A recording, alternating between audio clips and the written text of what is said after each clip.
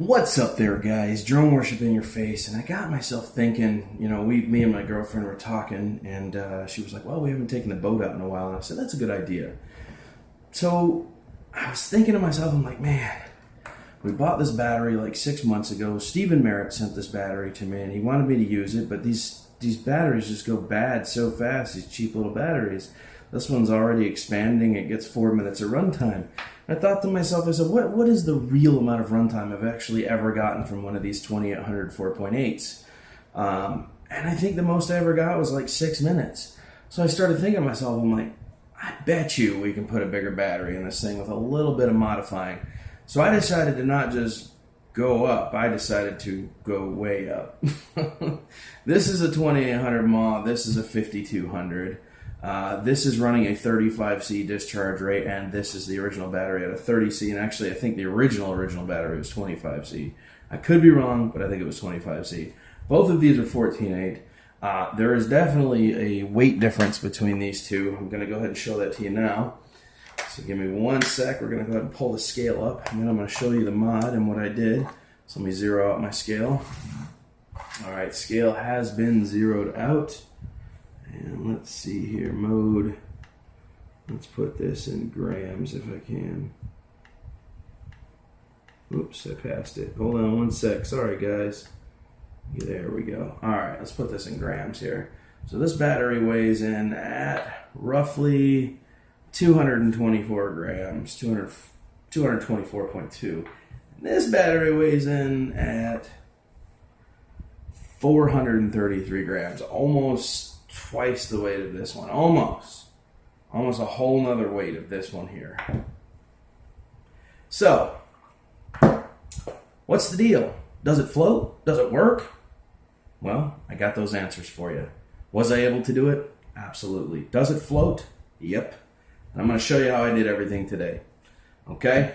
So, as you can see, I've removed a ton of battery tray parts. I mean, there's a lot of little parts here I had to shave out and get out of there to make this work. But was I able to double up on the size of the battery to get more runtime? You are carrying more weight, so you're going to apply more drag, so you won't get like extremely long run times, but you'll definitely do better than your stock battery. So let's pop the lid here, turn off my scale, pop the lid, show you guys what I got going on. So there's a few things I had to remove and some other ideas I had to come up with. By the way, if you haven't done this mod yet on your FT011, it's a very good mod. Put it 2 screws.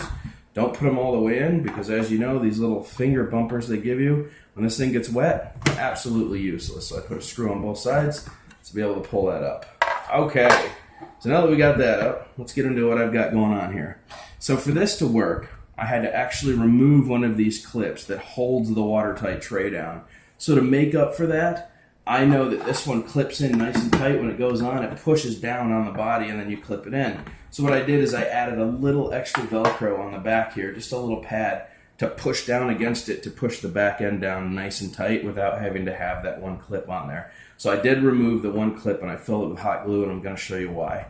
Okay, so let's go ahead and pull this off. As you can see, no water can get in there. It's still a nice watertight fit with the pressure pushing down on this. And the reason why is because when you put this battery in, right, it slides in the back like so, and all you got to do is push down a little bit and it pops right in. But if you'll notice, it's almost flush with the top of this, so I was not able to get that one piece to be able to slide under like so, under the edge right here to pull it down and tight. That was the only one that I couldn't get. But it does fit in there good. And yes, it is watertight sealed with that little trick I did on the top of the other container. So now all you got to do is push down on the back and slide it to the rear. And it goes right in there. It locks into place. You don't have to worry about anything. Yes, I did use the old part of the tray. However, I shaved out almost the entire top of this tray. So just as easy to remove it. Just give a little pull here. And if I can get it this way. Let's do it this way. There we go, a little pull, and start with the back wires first, little yank, and it comes right on out of there. So as you can see, what I've done here, guys, if you can check that out, sorry, make sure I can see this. Okay, so I removed this whole top piece that was up here. I removed the whole end of the battery tray. I also removed the entire other half of the battery tray, and I got rid of that screw hole. So there's only 2 screws holding the battery tray down, and that's it. And then I was able to slide this right on in there beautifully. It settled right in there. It locked it into place. It held it against the top, and it was in there. You didn't even need Velcro. Like, it is a perfect fit. It's crazy how perfect it was.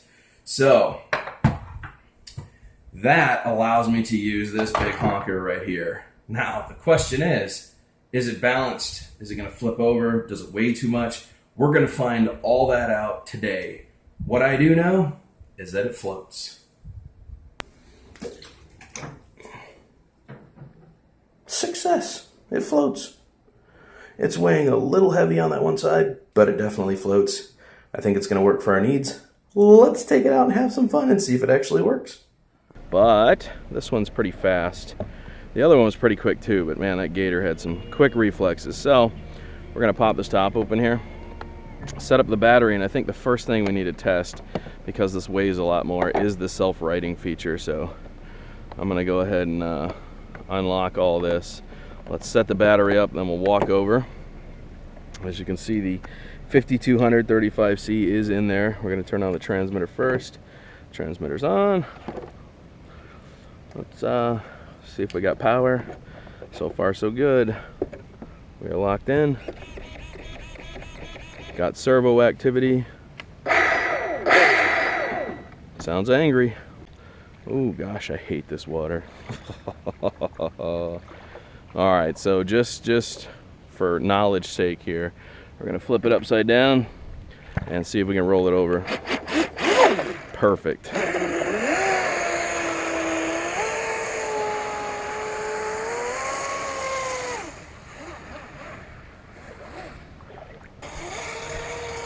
Let's plane it off here.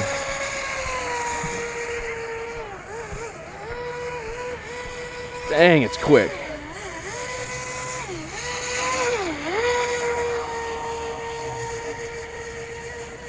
She's really moving, boy.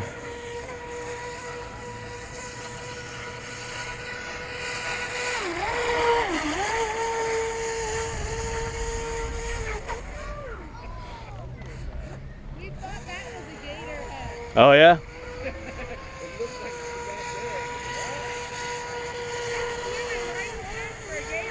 Yeah. That's moving pretty good today.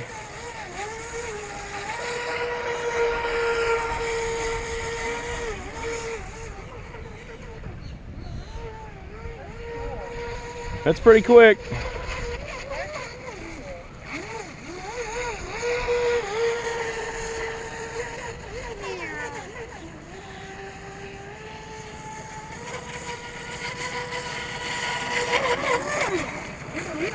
Well, we're getting some air today here, guys. Man, this boat is quick.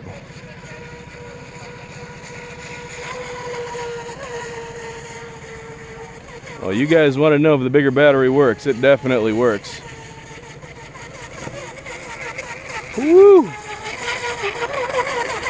Holy mackerel. Oops. Roll over. Yep, the self-righting feature works. That's crazy.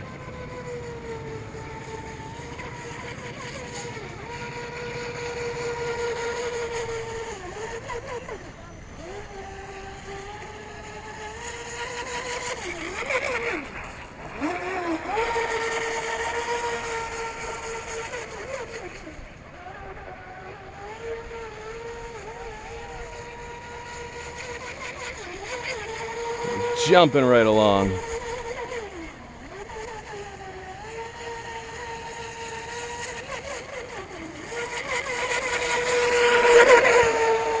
Woo!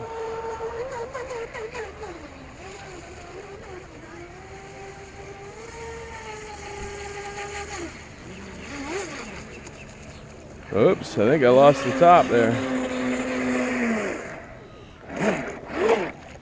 I did, I lost the lid. Ruh-roh. I hate to ask, could you do me a favor? Yeah. I just lost the lid somehow. The whole top came off. You can see it? Yeah, it's right over there. You see it floating away? I do. Sorry about that, man. We lost the top of the boat. This guy's being super cool. He's trolling out there to grab it for me. Well, I'm kind of mad I didn't bring my inflatable kayak with me. If he wasn't here, I'd have to wait for that thing to float in, and these guys are my hero. How do you know when the battery's ready to run out? It'll start sounding like it wants to run out. You'll start hearing the RPM start dropping, and it gives you enough time to bring it back in. Yeah, and if it does die, it goes into LiPo cutoff, which puts it in safety mode, so it can't drain it too low. It'll just troll back in. So, you got it? Excellent. Thanks, guys. You're welcome. Is that the most important part? Well, no, but I see I lost my clip that was on the top. It busted it right off. Apparently that was too much for it. So we're gonna have to figure out a different system here. I put a battery that was much too large for it in there, and I was surprised it was working pretty fast for the battery upgrade. Well, guys, I would say that's quite successful. However, this obviously is not going to do the trick, because with that extra pressure from the Velcro on here to keep the back waterproof, it popped that clip right off there. So I think what I'm going to do is actually put a couple screws in here that I can back out and put in, and back out and put in. That way we can hold that tight. So I'll put one big screw back here that I can back out and push in real easy. That'll go right through the back of this right there.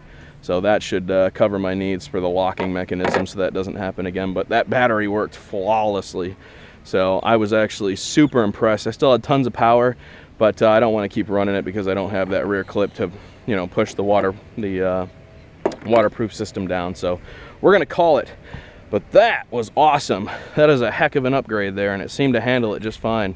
Been out of the water for about 5 minutes now. The motor doesn't even feel hot. So perfect setup, man. If you guys want to go this route, definitely a perfect setup. So all right, guys, toodaloo.